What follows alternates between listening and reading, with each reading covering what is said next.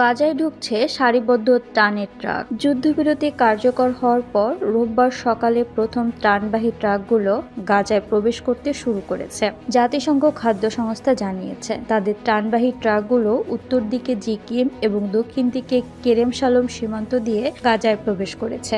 অন্য কিছু ত্রাণবাহী ট্রাককে রাফা সীমান্ত দিয়ে গাজায় প্রবেশ করতে দেখা গেছে। বিশ্ব খাদ্য কর্মসূচি WFP এক্স পোস্টে লিখেছে, প্রথমে যে ট্রাকগুলো প্রবেশ করতে শুরু করেছে তাতে গমের ময়দা এবং জরুরি খাদ্য সহায়তা রয়েছে। 2023 সালের 7 অক্টোবর যুদ্ধ শুরুর পর গাজাবাসী অনেকটাই ত্রাণের উপর নির্ভরশীল। সাম্প্রতিক সপ্তাহগুলোতে প্রতিদিন গড়ে মাত্র 40টি ত্রাণের ট্রাক গাজায় সহায়তা নিয়ে যেত।